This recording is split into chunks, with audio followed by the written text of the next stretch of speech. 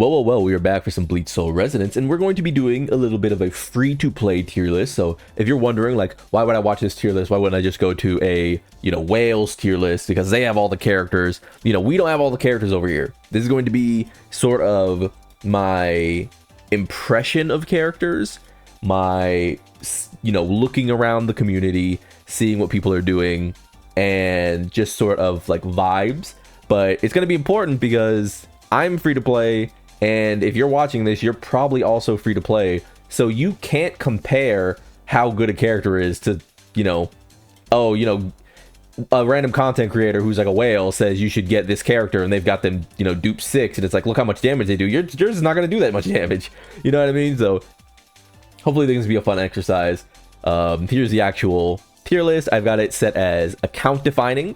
And if you're familiar with my Dokkan Battle content, my tier list on Dokkan Battle, I tend to not do like S rank, S rank, A rank, B rank, F rank, just because I think it means more to sort of give people an idea of who they want to be angling towards, rather than like, this character is objectively worse, because almost every character is objectively worse than Aizen. And I guess he'll be the one we start with, right?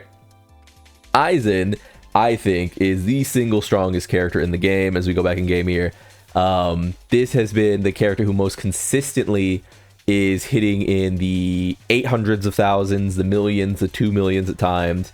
He's level 70 myself, and I do have his weapon, but as you can see, like the actual, like, no core stamp, no boundaries, this is an attainable Aizen. If you were saving for Aizen, you have what I have right now. You know what I mean? Which is why I say I want to do this tier list from a free-to-play perspective.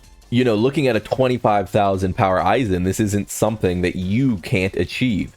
But yeah, this character just does way too much. This is the strongest character in the game, I think, at least for free-to-plays. Maybe if you go down the list and you look at some whale, they're like, actually, if you have every single thing in the game, then Tosen is the strongest character in the game. You know what I mean? Just something like that. I'm only talking for free-to-plays. If you have one character to pull on for the next month or two, I would make it Aizen. I thought he was going to just be Spirit.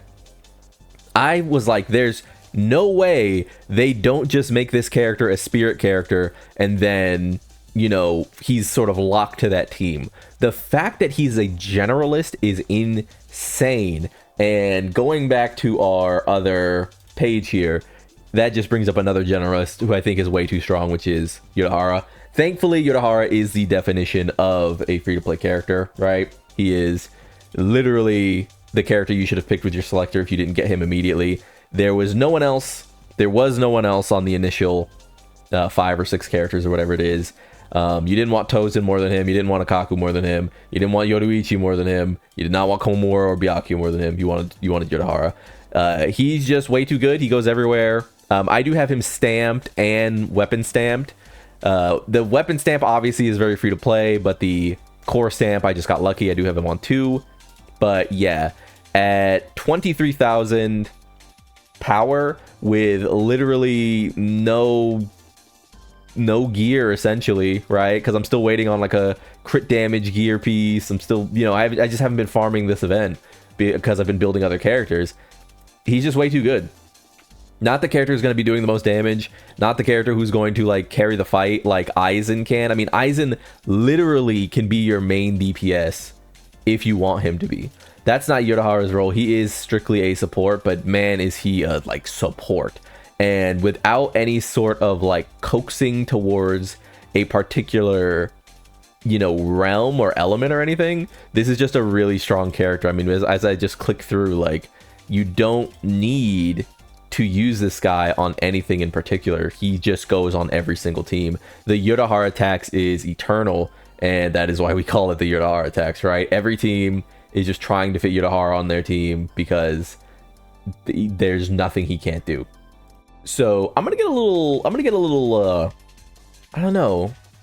I'm gonna get a little controversial, I guess, I think here, because I don't think, and by the way, none of these are ordered, just to cut the head off, but none of these are ordered, though I do think that the current state of the game is literally these two. But maybe I'll absent-mindedly end up ordering them just like on accident. But I'm gonna put Bankai Ichigo up here. I don't have Bankai Ichigo, so I can't speak dynamically about like every single thing he does. I have used him a little bit on trial and such, and you can see that you can sort of see the pieces fall into place. But from seeing free-to-play exhibitions with Bankai Ichigo, from seeing the whale, you know, exhibitions from Bankai Ichigo, it's just so obvious how good this character is. Massive damage. That said, I could see this character falling in the coming weeks to months just due to the sort of looming figure of characters like Okiata or Grimjo, or, well, no, Grimjo's not slash, he's thrust, I think they said, but Okiata or Kenpachi. But for now, I think he reigns supreme. He's just one of those characters who's going to be here, not because I think everything he does is just so much better than everything other characters do, but because he's sort of irreplaceable. There's no other slash DPS that even comes close. It is not even close. He defines the slash meta right now. You can have no other slash characters other than Urahara, who is completely free, and, you know, Bankai Ichigo, and you're clearing the towers and all the frenzy feasts and everything. That said, we're just gonna move Toshido up here to no one's surprise. Toshido is the very definition of, again, another character who is very powerful for free-to-plays. I think that he is account-defining in that there isn't another like replacement for him, right? He's just sort of one of those characters. Ooh, we can upgrade here. He is just one of those characters who is going to, for a while, be the face of Spirit, at least until we see something else. That said, as I talk through it, with Aizen here, is that even true? Ooh, that's kind of true. Wait a minute. Because Aizen can essentially fulfill the DPS role. Can Toshido even claim to be account defining anymore? I don't think he can. I'm actually going to say that Toshido is not account defining. I think he is just like sort of a must-have. I think he'll be good in the long term for accounts. I think the best versions of the Spirit team will, to some degree, involve Toshido. But is he account defining with Aizen around? No, he is not. He is not doing what Bankai Ichigo is doing, which is essentially being the only red team that exists. Yeah, I just talked myself out of that. You know, the more I thought about it. Yeah, Aizen is just too good. Aizen is way too good. And Aizen can literally be your DPS unit. I will say that does require more investment on Aizen's behalf. Maybe you need to start talking about dupes. Maybe you need to start talking about getting his core stamp or weapon stamp or what have you. But in the grand scheme of things, here's how I'm thinking about it. If you had Jade for Toshido and you had Jade for Aizen, if you skipped Toshido and just double pulled Aizen, you just went in and got like boundaries on him, would you not just be in a better position overall because now your account has a floating Aizen walking around helping out teams? I think so. That's tough for the boy, but I like that. I like where I landed on that, actually. I do think Toshido is far and away going to be the champion of this like bracket, but yeah. Next up though, speaking of, is I'm gonna say Tosen. Tosen is coming up on huge value, I'd say. I think Tosen's coming up on huge value. This character is super good, right? Even without, like, you know, big stamps or what have you, not having his core stamp, having only one of his weapon stamp, having no dupes, this character feels super strong to use, to the point that Ikakku, who I actually do have the stamp for, I'm working on his weapon, but has a much higher power than my Tosen. He feels like the weaker character. It feels like every time I have Ikakku in, I'm just waiting to put Tosen back in. You know what I mean? I'm just going through the motions until I get him back in. This character is just an absolute bullet. He's a bucket. He's a fucking, you know, he's a brick of that white. Like, this boy is really good. I have him on nothing gear, absolutely awful gear, and he is slicing through the thrust, you know, contents essentially. Yeah, I really like Tosen. I think I played this character in beta as well, so I have a lot of experience with Tosen's particular. But yeah, Tosen is great. I'm so glad he got like a really good version of himself for the game. Next up is I'm gonna say Yoruichi. And this, again, it must have is a little weird right now because obviously we have sort of a odd thing where most of the characters in the game are technically free to play. Most of the characters in the game are the base roster who are just slowly, we will slowly acquire over time, right? So whereas I typically bracket this like, you know, must have account defining strong dupes, it works in Dokkan because that game's 10 years old, so there's many more characters floating around. So all this is to say, think of must have as you should build this character. Does that make more sense? If I have you in must have, I'm like, if you have them lying in your box, you should build this character. This character is very good. Yoruichi though is one of those characters who my perspective on Yoruichi will be skewed because I cannot stop pulling her stamp. It just is what it is. I can't stop it. She just keeps showing up. But besides that, even when I was using her with nothing, even when I was just starting off my account, Yoruichi felt very strong. A very fun character to play. And I think a character that sort of surprised people because I don't think people thought she would be as good as she actually is. I was kind of seeing people talk about her as like almost as the worst or one of the worst SSR DPSs, but the longer the game sort of went on, I feel like we sort of settled on Ikakku actually being kind of the unfortunate DPS in the bunch. I like Yoruichi. There's not much to say about her. Super fun. Millions of damage coming from her as well, which is not an amount I hit a lot because, you know, I'm not a whale. I don't have boundaries and stamps and 5 awakened stamps and 5 awakened weapons and yada yada yada. So that just is what it is. Would I put anyone else in here?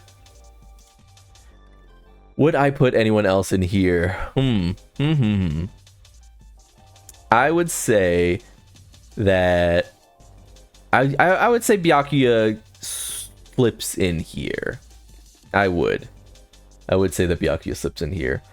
This is no surprise to anyone who played beta or has Ichigo, but Aizen, and I guess I have sort of, you know, just to actually come back to the tier list, I have sort of ended up ordering it into how I feel about the characters, because I do think that Byakuya is really good, but do I think that Byakuya would be as impressive if the main team wasn't Bankai Ichigo and Urahara just slamming the content? I don't know. I'm probably surprisingly much less high on Byakuya than a lot of other people.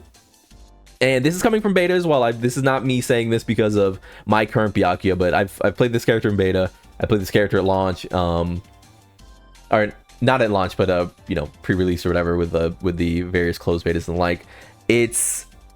I do think he's strong. But I do think that if we're comparing him to like Tosen, who absolutely carries the color, you know, Toshido and characters like Aizen and Urahara who carry their colors, Bankai Ichigo, I don't think Byakuya is there. I do not. I think he's a little further off than them. So that is going to be my perspective there. Yeah, again, it's not like he's the huge strongest, but I'm speaking from a free-to-play perspective. I do have his stamp. I do not have his core stamp. Maybe that's a big difference, but as far as, you know, free-to-play, I haven't felt him carry like the rest of these characters sort of carry. And that's a big thing for me. So not a bad character at all, but just a little further off from the, you know, the sort of holy land of these characters. So yeah, I guess in this case we are sort of ordering them, and if we are, this is gonna be really weird. It's gonna be really weird because I sort of think Momo is up here. I think Momo is really good, and the fact that she's free as well for a free-to-play player, I think this character is super good. Playing the all-spirit team and just needing Momo to sort of free up the Urahara slot, because again, this isn't this character is the best, this character is just stronger than all of them. This character is, what does this character actually do for your account for me? And I think that Momo does a ton, and it's not like I'm running her with dupes or anything. I do have multi-stamp dupe, which is nice because it's increasing the crit rate percent, But beyond that, it's not like I'm running this character with like full everything, right? I gave her very paltry gear. And she just feels good. She just feels good to run. Her animation canceling is nice. She doesn't stick on the field long. It gives Toshido and Aizen plenty of time to do what they want to do. Yeah, it's a really strong character. I think that character really impresses me. And next we're going to talk about sort of the rotten apples of... This is how... Again, I don't want this to sound like... I dislike these characters because I don't think they're bad. But Ikakku and Komamura, when compared to the other characters in their class, feel much less powerful to me. Ikakku feels like you're essentially just waiting for him to proc Tosen, and Komamura feels sort of like a left... Like, I forget this character... Now that we're far enough along, and now that Yoruichi is just doing so much, it's not that he has like these big animations, but it does sort of feel like his time on screen can be a little excessive. That said, I'm not running him with his stamp or his weapon just yet, but in that case, I kind of just want other characters to have their stamp and their weapon. You know what I mean? Like, my choice is a character who I don't want to prioritize, and I think that means that they're lower on the list. Does that make sense? It's a character that I've needed to like wait so long, and at this point I'm trying to get Ikakku's, right? Like, I'm not even thinking about his. So it's like I said, it's one of those things where I'm sort of like, well, how do I rate a character who I'm clearly always sort of being like, I'll just get to him later. You know what I mean? I don't think he's bad by any measure or anything. And I do think that like the strike resistance drop here, where is it? Each deck of build up. It's somewhere in here that he actually like lowers strike resistance or something of the matter, but like, yeah, here it is. Yeah, I think he's like good. I think he's a good character. I just feel as though I'm always sort of like, I'll just get to Komamura later. And that tells me a lot about how I sort of feel about him as a character, that I'm not prioritizing him. It feels the same way with Ikakku. I did build him up, mostly because I'm probably not going to be pulling for Gin, because I want to save my Jade as much as I can. That's just going to be a decision you need to start making, is like, I have this character, so I shouldn't pull for this character. You know, and I'm making that decision as someone who loves Gin. So if I can make it, I'm sure you can make it. But yeah, I think Ikakku is just one of those characters who I'm not as impressed with either. One thing about like, because here's the thing, Momo's up here because as a free-to-play player, she's not greedy. You know what I mean? She goes here and it doesn't feel like I need to like work on her in any way, right? Byakuya feels that way as well. I do feel like Komamura and Ikakku feel a bit greedier, and that's why I don't think they can hang with the rest of these guys. As far as other units who I can do in a bundle, I do think they all go here. I do like Yachiru a little bit more as like a fill-in for the support, but the issue with Yachiru is that why would you run her if you have Urahara, which you should always have Urahara. Same with Rukia, who I'm actually going to move down because there's no reason you shouldn't have pulled for Aizen. And Nemu, I think, is just a solid character overall. So just going through, Yachiru just ends up being your main built character for a while in this game, because she sort of like doesn't need anything to like do her job. And I think that's really important. Again, I really prioritize characters who just do their job without any sort of like, you know, bonus thing they have to get done. She's a slash support, and I think if you have her super duped and everything, you know, weapon and all that, I don't think you're missing out on much by using her over someone like Urahara for slash teams. Like, say you don't have his weapon or his stamp or anything. But like, once you start using Urahara, you're gonna notice it. You're gonna really notice it, right? Yeah, beyond that, she just sort of... I do think that having her stamp is really important because it reduces her time on field a lot. So if you did not get this stamp, it's really sad for you.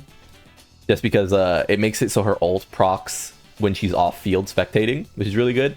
Nemu, I've really started to like. I thought she was a little clunky at first, but actually what you can do is when you're using her technique, you literally can just swap off of her into full overdrive in one go, which is really nice. I think this character is really solid, actually. I was very surprised. There was a little clunkiness at first. I thought maybe you had to do like, you know, a barrage, use her first one, a barrage, use her second one, but you actually just use a barrage, use her first one. It'll actually flash the characters that you can swap. You swap, she'll finish off the combo, and you'll have both buffs, which is really good. I think that's how she works. Maybe if someone could correct me if they're more of a Nemo sweat than I am, but Rukia just has the issue where she is totally replaced by this character.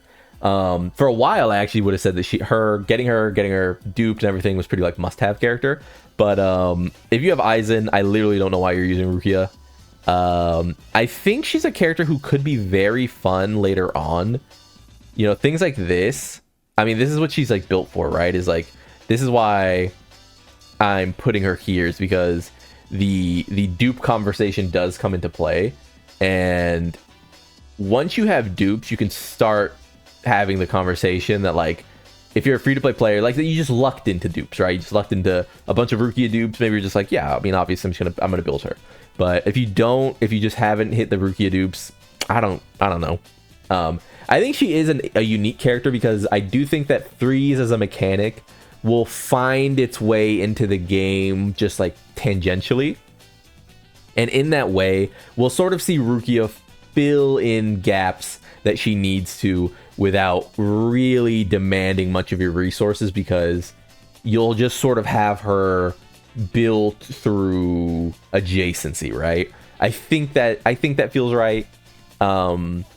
Last but not least, I do think I want to put Orihime here. And if you heard me talk about the game before, I am higher on supports than I am on other characters. In this way, Orihime, though I don't think healing is particularly strong, I do think that like the ult energy stuff and the just baseline support, the all type damage support, right? The current character's attack, bonus damage. I do think that stuff is good enough, right? I really do. Is there anything here? I forget. Attacker for 500. Oh, okay, yeah. Returning damage, and not really anything I'm into here. And then her supportive, like, see, like stuff like this is like, oh, you're gonna be invincible and you're gonna come back. I don't care about that, right? It doesn't really move me. We just don't really have content where like this is super important. So yeah, while I do have it as like must-have dupes, mostly I just mean that for like stuff like this, if it gets brought up, like if you like, does it say next? Like, yeah, if you had dupes for, you know, core stamp and things like that, I think that's good. But beyond that, I would not really say that Orihime impresses me as much as these characters. And filler arc is just going to sort of be the remainder of the cast. I do think Bankai Ichigo is serviceable. I do think Yoruichi is serviceable. I don't think Chad or Renji, sadly, because Renji is like was a popular character when the show was like running. When you were like, if you were like 14 and the manga was coming out and like the anime was happening, like I would say Renji is pretty popular, but I just don't think it's really surprising that he doesn't have a version that seems good at all in the game. Yoruichi, I think, is good enough to talk about if you don't have Tosen. Also, he can proc Tosen's damage instead of Renji. Or not Renji, Ikakku, which can be pretty nice. So you could have him anywhere here. But yeah, I just don't see anything really of value. There's not much more to talk about in this regard. Do I think anything else about the remainder characters? So just to recap, must-have or account defining, these are the best characters in the game. This is how I feel about them in order as well. Must-have, these are the right below them, second rung, and I think that you should build them if you haven't.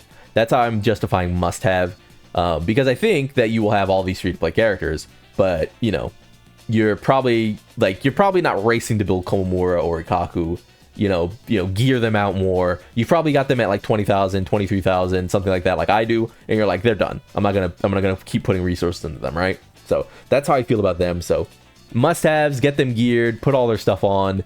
They will reward you graciously.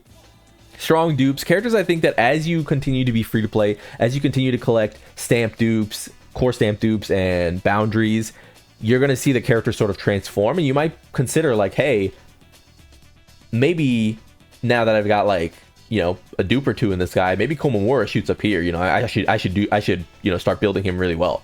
The SRs, you kind of just need them duped to really see their power if you want to see them shine up here. The only one I think is different is Momo, because she fulfills such a particular role while providing crit, while not taking a lot of time on team, and while supporting arguably the best element in the game right now, which is spirit, because of Aizen. So I think that's good enough. I do think that's good enough to have her up here. I think if you have Momo and you've been like, oh, I got her from the event, but I don't have dupes, just build Momo. Just build her. Yeah. I don't really think it's the same with these characters. I think these characters are just really good fill-ins. I'm really high on Nemu. I think she's really fun. But yeah, filler arc, I just don't have that much to say about them. Like Chad, you could use all of these characters, genuinely. The only ones I would say are completely dead are the Ichigos, because if you're not me, you should have rerolled. I didn't reroll because I'm lazy, but you should have rerolled, which means the Ichigos essentially have no value, and that's just sort of what it is. I feel the same way about Renji and Chad. There's just no reason to use them over Yoruichi and Ikakku. And if I was going to use either, I might just say I'm going to use, because Renji has so many long animations, I would probably just use Yuryu as the on-field like attacker for Tosen until you pull Ikakku or Gin, right? So yeah, overall a pretty balanced list, I'd say.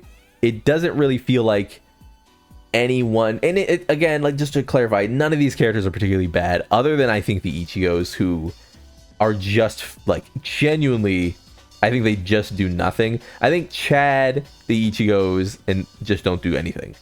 But yeah, none of them are like actually like universally these are the worst characters ever, like you can't use them at all. This is a PvE game. This is a game where gear exists. Gear will always trump, like, you know, flatly putting a character in who has bad gear and no investment, right?